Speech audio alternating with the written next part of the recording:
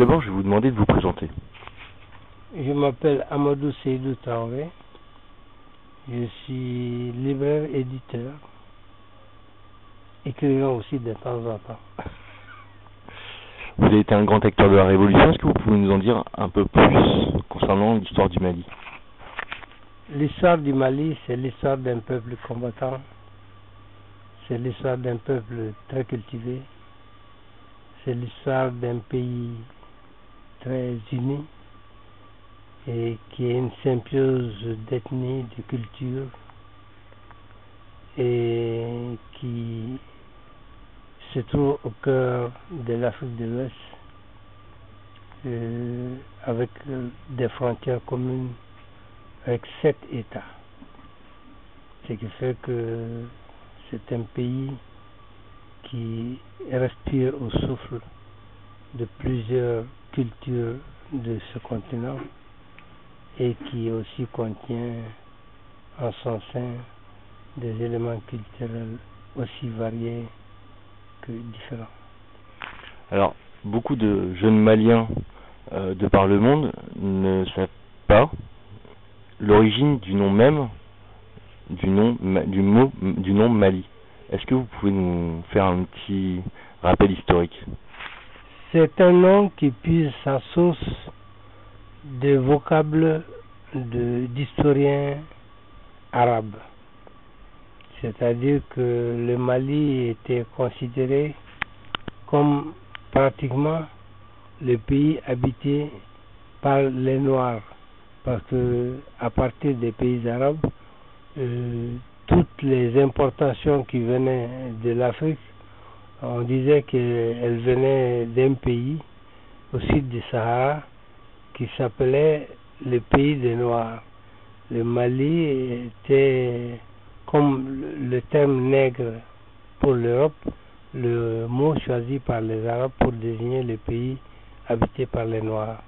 Et donc c'était un nom qui était appliqué indistinctement à tous les pays du sud du Sahara, et c'est pour cela que l'empire qui a été le plus célèbre dans l'histoire moyenâgeuse de l'Afrique et qui a été visité par beaucoup de chercheurs et d'historiens arabes, c'était l'empire du Mali.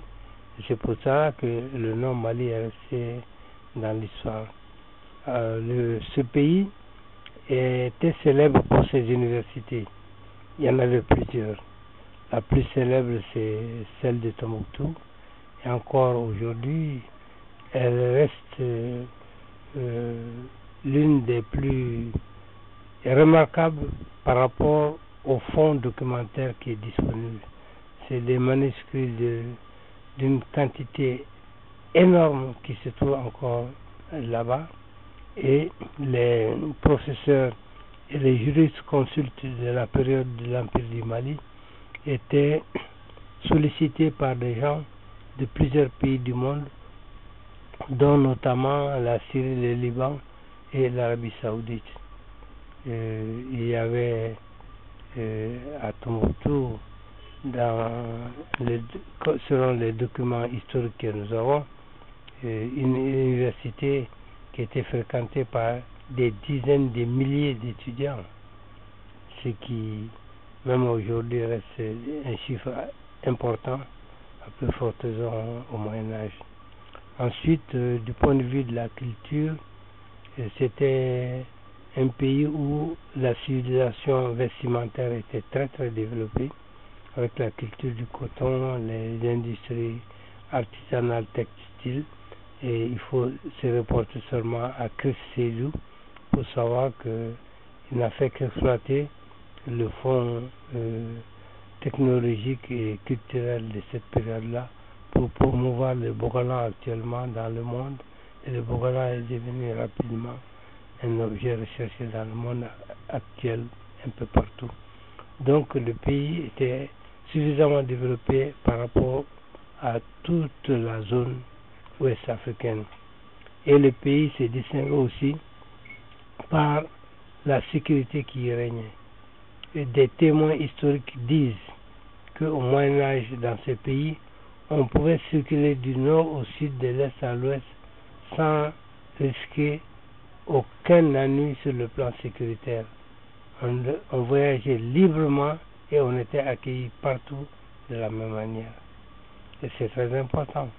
Ensuite, c'est un pays qui cultivait des relations avec plusieurs nations du monde, dont des nations de l'Europe.